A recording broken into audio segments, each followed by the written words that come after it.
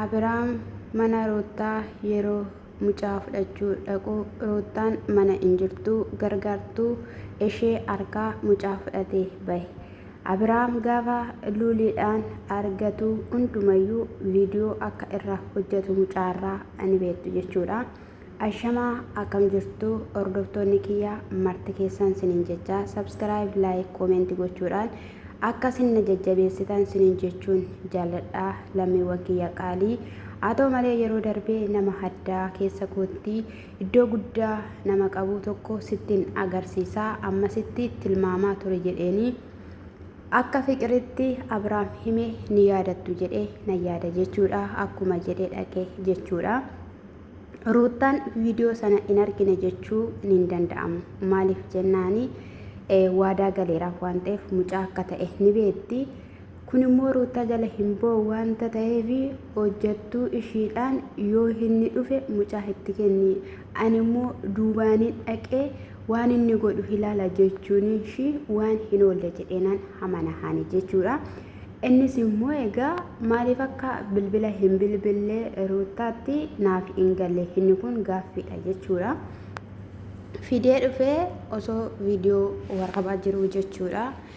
Egaa hin dhufte jechuudha. Fiqiris gaafa fiqir dhuftu ofitti qabattee haammattee maal jette jechuudha. Osoo mucaa kanaadhaan taphachuu baattaniittu ta'e osoo ittiin nagaduu baattaniittu ta'e ani kan na dhibe jechuudha. Iyyuu nu gaddisiisaa nu azzansiisaa waan baay'ee nu taasisaa jira mucaan kun jechuudha.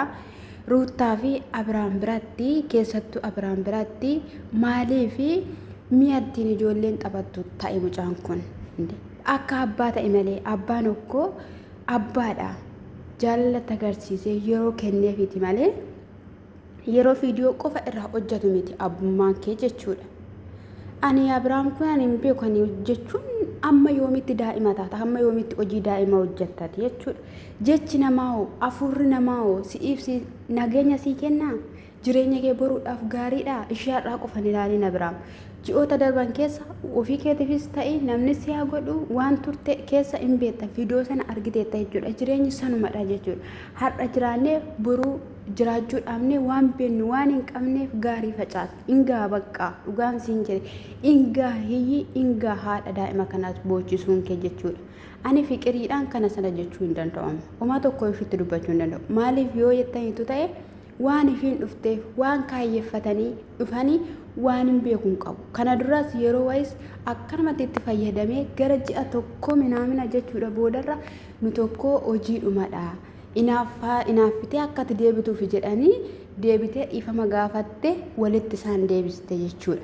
Kanaaf iyyuu amma akkas maa goote jechuu hin danda'u jechuudha. Hin dhufte gaa aartee dhufte maalidha jennaanii eessa otoo natti hin bilbilin maaliif fuutee baate mucaa mana jennaan. Akkamitti dhufte iddoo kana jiraachuu koo akkamitti baruu dandeesse dhufte jennaaniin mana galeen dhabee jettee gargaartuun keessa hin bilbillee jennaan ishii biraa fudhattee deemte akkanan mana hin jirre hin bilbiltu bilbilli si harka jira miti jennaan saayilentirraa viidiyoo hojjechaa jira isa kanaafiyyuu jennaan akka barbaadde fuutee kan deemtu miti. Ani jaalalaaf jedhee waan baay'ee taasisaadha kana nan jiru karaa gaarummaatiidhaan yaadee. Karaa gaarummaa immoo hin taane taanaan wanta ta'amu hin beekta malee akka barbaadde sati gootu sana miti ofii keetti akka barbaadde taateetu jirta. Gaafa ishiin jettuun fiqir dubbachuu hin qabdu turte akkas jechuu hin qabdu itti haasa'uu hin qabdu ati dhiisin afaana haasoftu jechaanidha jechuudha kana ishiin turte. Sifaana maal haasofti? Sifaana maal dubbatti? Isa dhugaan siin jedhee jechuudha. Ati Abiraamiin sababeeffattee dhufte malee luuliidhaan sababeeffattee dhufne jechuudha. Ishiin garuu ji'a 9 garaa ishee keessatti baatte. Sii gala miti atis dhala qabda waan ta'eef jechuudha. Maatsanii ishiiti immoo tarsa'ee immoo kan dhale immoo ishiidha jechuudha. Haala taatee amma ta'aa kana jirtu bichaa ilaaluu miidiyaa irratti mul'atu qofa ilaaluu miti. Namni maal keessa dudduubadhaan miidhama jechuunis barbaachisaadha jechuudha. Abiraami ofii isaatiif kabaja of dhowwe. Ruutaan Abiraamiidhaaf kabaja hin qabdu iddoo hin qabdu jechaa turre miti ofii isaatiif kabaja of dhowwe. Osoo ofii isaatiif kabaja of dhowwe ofii qabaatee akka of hin dhowwine godheera ta'e gaafa dubartoonni jala kaattu akka saree foonii dhageesseetti gaafa dubartoonni akkasitti dhanjala kaattu stop ani akkoo gaa'ela qaba ani mee mana qaba kan jedhee of dhaabuu qabu Abrahaamidhaan ture. Baay'een keessan immoo dubartoota buttaa jiraatoo ta'e dhiirota soo ta'e Abrahaamidha kan gara miidiyaatti fidee har'a garuu maaliif akkas godhu maaliif isa nu banne kan jedhanis ni jiru jechuudha. Ingaawuree bakka nama guddisuun namaaf jiraachuun yuutuubii bananii namaaf kennuu mee uumame waan mee kun mee nama miidhamee jedhamu mee miti gaarummaa hojjechuu jechuudha jechuudha. Garuu inni xibbaa kan taphachaa jiru jireenya gaa'ilaa irratti jireenya dhala isaa irratti jechuudha. Ifa ta'ee waan galeef hin qabu jechuudha. Kanaafiyyuu namni kun ammallee jechuudha dhugaan isiniin jedhee gorfamuu qaba jechuudha. Warra xiinxalumsa sammuu warri gorsan jiru jechuudha.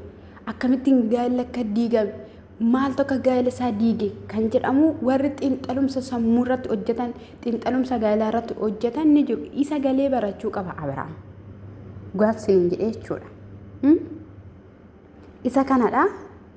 Egaa fiqiris akkatan isheen ittiin dhufte uumaa Abrahaamidhaan jaalattee miti kan dhufte isheen hin gubatte bakka baay'ee tokkodhaan haarte akka taatu wallaalte abba taatee hin beektu mucaaratti akka barbaadde akka gootu hin fedhuu yennaan iwwa ciinaa iniyyiinaa maalidha ciqinciqeen kun hundumtiyyuu mucaa fuulduratti iniyyiinaa jechaadha kan isheen turte mucaadhaaf yaaddeetta miti baay'ee mucaadhaaf yaadde ani sifaanaa gaarii biyyaraa haasa'uu hin barbaadu. Isa kanaafiyyuu wanti kun si ta'eera taanaan ati itti fufuu dandeessa. Garuu immoo waan isaa fi ani gidduu ta'uu ati caal jedhi hin dubbatiin kanii egaa ishiin jechaanii turte maaliif akkasitti naarte na kaanoo na bira ture guyyaa lama sadiiyyuu na bira tura na bira in ta'a waanta ta'eef maalidha jennaan adimee mucaa kana narraa adda baasuudhaaf yaalii guddaa kan goote yaalaa kan turtedha. Si ta'uu dideeti maleessaayi akkasiin jedhametti akka seerri si dubbatetti dhuftee mucaa kee ilaallachuu ni dandeessa. Kanarraatidhaan kanafe garuu garan taane kallattiin taane tarkaanfadha jettee taanaan lafa kaleessaatti na deebista jetteeni jechuudha. Koomentiilee ilaalaan ture hundumti yerootaadhaaf gaddaa ture jechuudha. Kana biraamiif immoo fiqiris akka wajjiniin ta'ayin barbaadan ni jiru jechuudha. Namnumti ebeluun faana ta'e naan jedheedhaaf hin ta'an ebeluun faana. Ebeluun dhiise ebeluun faana ta'e maalidha jireenyuma amma fakkeenyaaf osoo fiqiriin faana jiraate jireenyuma roottaa faana jiraatudha jechuudha. Fardaa faadha mana abbaatu sirreeffataa jedhan dhugaan isiniin jedhee jechuudha. Akkuma ati manaan abbaa manaa sirreeffattu abbaa manaanis haadha manaa isaa in sirreeffata. Dhiironni baay'een gadi jedhanii kan mana isaaniif gaa'ila isaaniif bulan kumaatamni isaanii jiru. Har'a dhiirri hin jiru jaalalli dhugaan hin jiru maaltu hin jiru hin jedhina jira jaalalli dhala namaa jaalala wallaale dhala namaatu wal kabajuu wallaalee jechuudha. Isinii gala miti isa biraanis immoo Ermeelaan illee dhuftee jirti. Ermeelaan illee gaarummaa isaa akkasumas illee akka san dhiisnetti yoo waan biraa irratti hojjechuu barbaadeera ta'e dhufee lafa sanaa gaafa deebi'ee akka nan dhabna jette ganaa waa'ee Abrahaam haasoftee jechuudha. Obboleettii koo jiruu kee jiraadhu. Ermeellaa jiruu kee jiraadhu. Maal sitti godhe Abrahaam? Dhugaan siin jedhe. Dhaqee gahaa amantaa keetti tsabala deemi bakka jiraachuu danda'u bari qophaa kee jechuudha. Kan jalqabaa kootiitti jettee ettamitiree kan jalqabaas haa ta'u kan lammataas haa ta'u sin fedhu sin barbaadu erga siin jedhee ati dhala of jalaan qabdu Ermeellaa sii gala miti. Kanaafiyyuu isa dhabaastee caalaa isa dhaboochee caalaa boru boo'uudhaaf jirta waanta ta'eef har'a dafiitii mala maladhu obbarii gali deebi'iti sin fayyadu jechuun barbaadaan akka kiyyatti. Obboleessi kee irra deddeebi'ee si gorsaadha kan inni jiru haaloo baana. Haaloo ba'uun hin barbaachisu maal gootanii haaloo baatu jireenya ishii jiraattee agarsiisuu qabdi bakka kanuma haaloon biraaf hin jiru jechuudha. Deefis akkasumallee Eefaas Buziyyees wal arganiitoo jiru tokko ta'anii sadii ta'anii iddoo tokkotti haasa'uun isaanii baay'ee natti tolee jira. Kanaanii isa kanas waa'eedhuma Abrahaamidha waa'eedhuma jireenya isaatidha. Akkasumallee ati dubartii inni fidee dhufee hunduma simatta jennaan waan akkasii keessa miti namni kun anaaf haaraadhaan waan akkanaa kanayyuu na dhibeera waa'een isaa jechaadha kan isheen turte teenyee kaaffee keessa waliidhaan haasofnaadha. Quba argachuu keenya osoo hin taane iddoo tokkotti argannee haasofsiifna inni hundumti keenyayyuu itti hiinee deebi'ee galuu danda'a. Ruuttaanis immoo jedheef taa'ii of dhaggeeffadhu calli jedhii mucaa kee guddifadhu jedheeraanii kan inni jechaa ture jechuudha. Ruuttaan garuu hin teessu. Naamana Ruuttaan manatti ol garagaltee hin teessu jechuudha. Abiraammee jechuudha galii isaaniiti. Tokkoffaa Ruuttaanis galii saba kanaati. Abiraamis galii saba kanaati jechuudha. Ilaalaa dhaloota guddaa jira. Ilaalaa nuyi warreen biyya ormaa keessa jirruyyuu jechuudha. Dhugaan dubbachuudhaaf taanaan jechuudha. Dirgim godhee Abiraam maqaa kiyyaan hin hojjetinaa jedhee jechuudha. Osoo namoota kaasase hin danda'a jechuudha. Isinii galamatti namni hojjetudha jechuudha.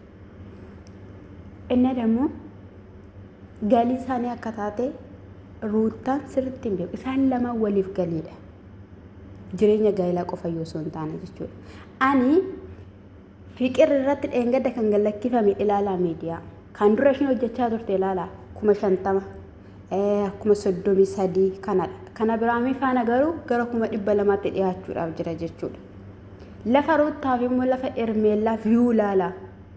Abiraam akkoo sirriitti miizana sirriitti waan hundumayyuu ni xiinxalaa jechuudha. Kanaaf fiqir booda walumatti deebisteetu gidduu isaanii baate malee waan akkanaa miti jechuudha. Ani akka kiyyaatti fudhadhu jechuudha. Yoo ishiin dhugum kana gootee ta'e ishiin dubartii miti jechuudha. Inni dammoo mucaa koo lammataati minaa naanni ishiidhaan jedhu dhugaa hidhikaa minaa jettiin jechuudha.